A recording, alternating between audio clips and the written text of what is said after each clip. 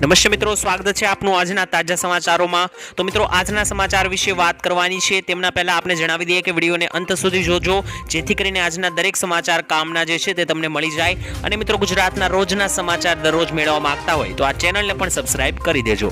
તો મિત્રો, આજના પ્રથમ સમાચાર વિશે વાત કરીએ તો રૂપાલા સામે પરેશ ધાનાણી। મિત્રો, લાગી રહ્યું છે કે પરેશ ધાનાણી રાજકોટ બેઠક પર ચૂંટણી લડવાના છે। રાજકોટ કોંગ્રેસના 50 થી વધારે નેતાઓ મિત્રો અમરેલીમાં જઈને ધાનાણીના નિવાસ સ્થાને તેમને મળવા માટે અને મનાવવા માટે ગયા હતા। મિત્રો, પરેશ ધાનાણીએ અગાઉ જણાવ્યું હતું કે પક્ષનું નેતૃત્વ જે આદેશ આપશે તેની માટે હું તૈયાર છું।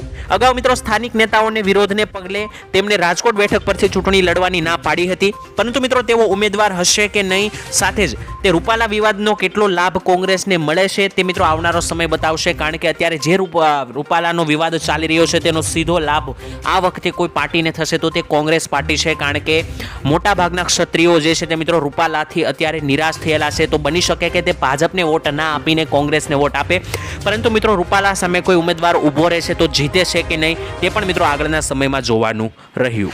ત્યારબાદના મહત્વના સમાચાર વિશે મિત્રો વાત કરીએ તો પાન કાર્ડ ધારકો ખાસ કરીને ધ્યાન આપે। મિત્રો, જે લોકોને પાન કાર્ડને આધાર કાર્ડ સાથે લિંક કરવાનું બાકી હોય તે વહેલી તકે હવે પતાવી લેજો, કારણ કે પાન કાર્ડને આધાર કાર્ડ સાથે લિંક કરી શકો છો તમે અત્યારે। જ્યારે મિત્રો કેન્દ્ર સરકારના જણાવ્યા અનુસાર દેશમાં 70 કરોડ પાન કાર્ડ ધારકો છે, જેમાંથી 10 કરોડ લોકોએ પાન કાર્ડ સાથે આધાર કાર્ડને લિંક કર્યું નથી। પણ જો મિત્રો આધાર કાર્ડ અને પાન કાર્ડને લિંક નહીં હોય તો મિત્રો તમે મોટી રકમના વ્યવહારો બેંક દ્વારા કરી શકશો નહીં। સાથે જ મિત્રો સરકારી યોજનાઓનો લાભ પણ તમને નહીં મળે। એટલે કે મિત્રો જે ખેડૂતો લાભ લઈ રહ્યા છે પીએમ કિસાન યોજના અંતર્ગત અને કોઈ પણ યોજનાની જે તમે લાભ ઉઠાવી રહ્યા છો તે દરેક લાભો પણ મિત્રો હવે બંધ થઈ જશે। તેમજ મિત્રો ટેક્સ વિભાગ દ્વારા કોઈ પણ રિફંડ આપવામાં આવશે નહીં। જો કે મિત્રો લાંબા સમયથી પાન અને આધાર લિંક નથી તો મિત્રો ગભરાશો નહીં, કારણ કે હજુ તમારી પાસે મોકો છે મિત્રો, તમે જોડી શકો છો આધાર કાર્ડને પાન કાર્ડ સાથે લિંક કરી શકો છો। પરંતુ મિત્રો ત્યારબાદ ઘણો સમય લાગી જશે અને જો તમે આ નથી કરતા તો મિત્રો પાન કાર્ડને લગતા તમારા દરેક વ્યવહાર બંધ થઈ શકે અને મિત્રો બેંકમાંથી પણ તમે વધારે પૈસાની લેવડ દેવડ નહીં કરી શકો। સાથે જ દરેક યોજનાઓ તમારા માટે બંધ થઈ જશે। ત્યારબાદના સમાચાર વિશે મિત્રો વાત કરીએ તો ખેડૂતોને લોનમાંથી રાહત મળશે। મિત્રો, ગુજરાતના દરેક ખેડૂતો માટે પાક ધિરાણ લોનને લઈને આવ્યા રાહતના અને મહત્વના સમાચાર।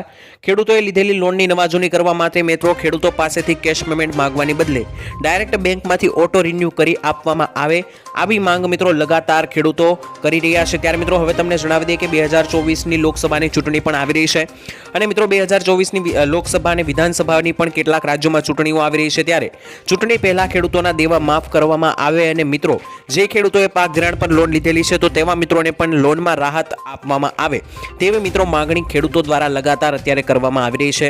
જો કે મિત્રો જોઈએ તો અત્યારે મોંઘા બિયારણો, કમોસમી વરસાદ અને માવઠાનો માર સહન કરવાનો વારો ખેડૂતોને આવે છે, પણ સરકાર ખેડૂતોનું કશું સાંભળતી નથી।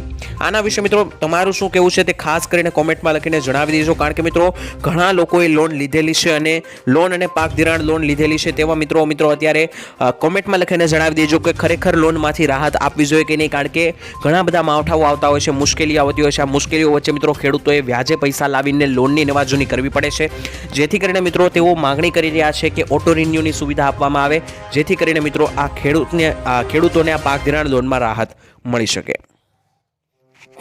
ત્યારબાદના મહત્વના સમાચાર વિશે મિત્રો વાત કરીએ તો આ વર્ષે કેવું રહેશે ચોમાસું। મિત્રો સ્કાયમેટે જાહેર કર્યું છે। સ્કાયમેટ એ મિત્રો એક પ્રાઇવેટ કંપની છે જે દર વર્ષે ચોમાસું કેવું રહેશે તેની આગાહી વ્યક્ત કરે છે અને તેની આગાહી મિત્રો કહેવામાં આવે છે કે સાચી અને સચોટ હોય છે। તો મિત્રો હવામાન આગાહી કરતી પ્રાઇવેટ એજન્સી સ્કાયમેટે આ વર્ષના ચોમાસાની પણ આગાહી કરી દીધી છે, જે મુજબ મિત્રો જોઈએ તો 2024માં દેશમાં ચોમાસું સામાન્ય રહેવાનું છે।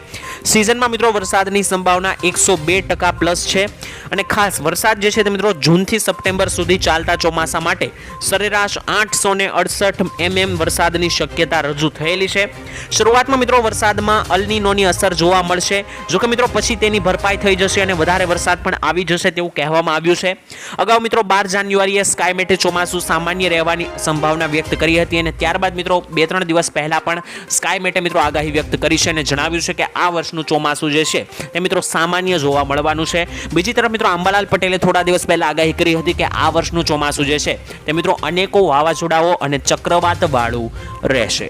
મિત્રો ત્યારબાદના મહત્વના સમાચાર વિશે વાત કરીએ તો કેરી ચાહકો માટે માઠા સમાચાર આવી રહ્યા છે.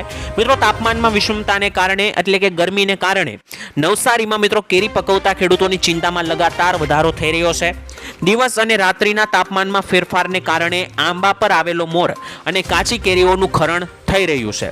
ખાસ કરીને મિત્રો ફૂગજન્ય રોગ પણ અત્યારે કેરીઓમાં જોવા મળી રહ્યો છે. બીજી તરફ જોઈએ તો 2 દિવસ ગરમી અને આ મહિનાની 12 થી 15 એપ્રિલની વચ્ચે ભારે પવન સાથે વરસાદની પણ આગાહી કરવામાં આવી છે. તો મિત્રો બની શકે કે આ માવઠાઓ જો જોવા મળશે તો દાઝિયા માથે ડામ જેવી પરિસ્થિતિનું નિર્માણ થશે, કારણ કે અત્યારે જ કેરીના પાકને ઘણું નુકસાન થયું છે અને જો વરસાદ આવશે તો સાવ નુકસાન થઈને કેરીનો પાક ફેલ જઈ શકે છે. અને મિત્રો આ વખતે કેરીના પાકને નુકસાન ગયું હોવાથી બની શકે કે આ વખતે કેરીની આવક ઓછી થાય, જેથી કરીને કેરીનો ભાવ પણ આ વખતે વધારે જોવા મળી શકે છે. ત્યારબાદના મહત્વના સમાચાર વિશે મિત્રો વાત કરીએ તો ખેડૂતોને 8,000 રૂપિયાનો હપ્તો મળશે. મિત્રો રાજસ્થાન સરકારે ખેડૂતોને બજેટમાં રાહત આપી છે.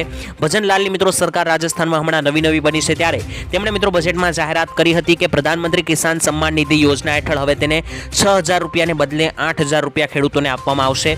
જોકે મિત્રો કેન્દ્ર સરકારે કહ્યું છે કે કિસાન સન્માન નિધિ યોજનાની રકમ વધારવાની કેન્દ્ર સરકારની કોઈ યોજના નથી, પરંતુ રાજ્ય સરકાર વધારાના 2,000 રૂપિયા ભોગવે તેવી શક્યતા છે. અને ગુજરાતમાં પણ મિત્રો આવી જાહેરાત થવી જોઈએ કે નહીં, કોમેન્ટમાં લખીને જણાવી દેજો, કારણ કે ભજનલાલની સરકાર રાજસ્થાનમાં પણ ભાજપની જ સરકાર છે અને ગુજરાતમાં પણ ભાજપની જ સરકાર છે. તો રાજસ્થાનના ખેડૂતોને 8,000નો હપ્તો મળે છે અને ગુજરાતના ખેડૂતોને 6,000નો મળે છે. તો શું ગુજરાતના ખેડૂતોને પણ 8,000નો હપ્તો આપવો જોઈએ કે નહીં, કોમેન્ટમાં જણાવી આપજો. તો મિત્રો ત્યાર પછીના મહત્વના સમાચાર વિશે વાત કરીએ તો મોદીજીએ 16 લાખ કરોડ રૂપિયા માફ કર્યા. મિત્રો રાહુલ ગાંધીએ પ્રધાનમંત્રી મોદી પર શાબ્દિક પ્રહારો કરતા કહ્યું કે નરેન્દ્ર મોદીએ કેટલાક અબજોપતિઓના 16 લાખ કરોડ માફ કર્યા છે. આટલા પૈસાથી મિત્રો મનરેગા જેવી ક્રાંતિકારી યોજના 24 વર્ષ સુધી ચાલી શકે છે. જેઓ મિત્રો પૂછે છે કે કોંગ્રેસની યોજના માટે રૂપિયા ક્યાંથી આવશે, તેઓ મિત્રો આંકડા લોકોથી છુપાવે છે. રાહુલ ગાંધીએ મિત્રો કહ્યું કે મિત્રો અત્યારે જે છે તે આ પૈસા જે છે તે મિત્રો પર દયા બહુ થઈ ગઈ. હવે મિત્રો સમય આવી ગયો છે કે સરકારની તિજોરી મિત્રના બદલે સામાન્ય માણસ માટે ખોલવામાં આવે. એટલે કે મિત્રો રાહુલ ગાંધીએ એવું જણાવ્યું છે કે જે મોદી સરકાર છે જે અબજોપતિઓના વધારે પૈસા માફ કરતી આવી છે, સામાન્ય માણસ અને ખેડૂતોના માફ નથી કરતી. તો હવે મિત્રો સમય આવી ગયો છે કે અબજોપતિઓના બદલે સામાન્ય માણસ માટે તિજોરી ખુલ્લી મૂકવામાં આવે. તો મિત્રો રાહુલ ગાંધીના વાતથી તમે કેટલા ટકા સહેમત છો, નીચે કોમેન્ટમાં લખીને જણાવી આપજો. ત્યારબાદના મહત્વના સમાચાર વિશે મિત્રો વાત કરીએ તો રૂપાલા 16 તારીખે ફોર્મ ભરશે. મિત્રો રાજકોટ લોકસભા બેઠકના બીજેપીના ઉમેદવાર પરસોત્તમ રૂપાલા 16 તારીખે વિજય મુહૂર્તમાં તેમનું ઉમેદવારી ફોર્મ દાખલ કરવાના છે. રૂપાલા દ્વારા મિત્રો ક્ષત્રિય સમાજ પર કરેલી ટિપ્પણી બાદ તેનો ખૂબ જ અત્યારે વિરોધ થઈ રહ્યો છે અને ક્ષત્રિય સમાજે રૂપાલાની ટિકિટ રદ કરવાની માંગણીઓ તો ઉઠાવી હતી, પરંતુ આ વચ્ચે હવે 16 તારીખે રૂપાલા રાજકોટ બેઠક પરથી ઉમેદવારીનું ફોર્મ ભરવાના છે. કહેવામાં આવી રહ્યું છે કે મિત્રો એક વાત તો સ્પષ્ટ થઈ ગઈ છે કે બીજેપી હાઈકમાન્ડ અત્યારે રૂપાલાને બદલવાના મૂડમાં નથી. એટલે કે મિત્રો ક્ષત્રિય સમાજે અનેકો માંગણી ઉઠાવી હતી કે રૂપાલાની ટિકિટ રદ કરવામાં આવે, રૂપાલાને હટાવવામાં આવે, પરંતુ મિત્રો બીજેપી જે છે એટલે કે ભારતીય જનતા પાર્ટીના હાઈકમાન્ડ અત્યારે મિત્રો રૂપાલાને બદલવાના કોઈ પણ પ્રકારના મૂડમાં નથી. ત્યારબાદના મહત્વના સમાચાર વિશે મિત્રો વાત કરીએ તો 2024માં 25,000 રૂપિયાની સહાય મળશે. મિત્રો ગુજરાત રાજ્યના ખેડૂતોને પૂર, દુષ્કાળ અને અતિવૃષ્ટિ જેવી કુદરતી આપત્તિઓમાં રાહત આપવા માટે ઓગસ્ટ 2020ના રોજ ગુજરાત સરકાર દ્વારા મુખ્યમંત્રી કિસાન સહાય યોજના શરૂ કરવામાં આવી છે. ગુજરાત કિસાન સહાય યોજના અંતર્ગત મિત્રો રાજ્ય સરકાર દ્વારા ખેડૂતોને મહત્તમ 4 એકર માટે કૃષિ પેદાશોના નુકસાનમાં 33% થી 60% નુકસાન વળતર આપવામાં આવશે. કુદરતી આફતોને કારણે મિત્રો થતા નુકસાનના કિસ્સામાં ખેડૂતોને 20,000 રૂપિયાનું વળતર આપવામાં આવશે અને 60% કરતાં વધારે જો નુકસાન થયું હોય તો મિત્રો વધુમાં વધુ 4 એકર માટે તમને સહાય આપવામાં આવે છે. તો મિત્રો જેવી કુદરતી આફતીઓ સર્જાય છે જેને કારણે ખેડૂતોને ભારે નુકસાન થતું હોય છે, તો ખેડૂતો જે છે તે મુખ્યમંત્રી કિસાન સહાય યોજના અંતર્ગત લાભ લઈને જો 33% અથવા તો 60% થી વધારે નુકસાન થયું હોય તો લાભ 25,000 રૂપિયા સુધીનો મેળવી શકે છે. તો નરેન્દ્ર મોદીની સરકાર 3.0નું એલાન જાહેર કરી દીધું છે. એટલે કે મિત્રો આવનારી લોકસભાની ચૂંટણીને લઈને નરેન્દ્ર મોદી સરકાર ત્રીજા ટર્મમાં જો જીતશે તો શું ફેરફાર કરશે તેને લઈને મિત્રો તેમણે એલાનો જાહેર કર્યા છે. આગામી 5 વર્ષમાં મિત્રો મોદી સરકારે કહ્યું કે પાઇપલાઇનમાંથી ગેસ આપવામાં આવશે. સાથે જ મિત્રો આગામી 5 વર્ષમાં બુલેટ ટ્રેનને પણ દોડતી કરવામાં આવશે અને 5 લાખ રૂપિયા સુધીની મફત સારવાર દરેક લોકોને આપવામાં આવશે. અત્યારે આપી રહી છે અને આવનારા સમયમાં પણ આ સારવાર મળવાની શરૂ રહેશે. સાથે જ તેમણે જણાવ્યું કે ગરીબો માટે ઘર બનતા રહેશે અને વિકાસની ગતિ ધીમી નહીં થાય.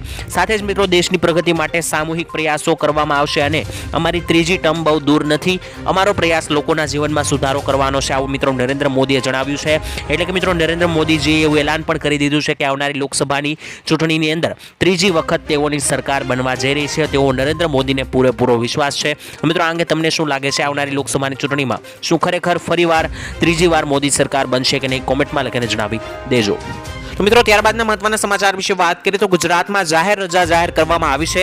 મિત્રો ગુજરાતમાં 7 મેના રોજ લોકસભાની ચૂંટણી યોજાવાની છે.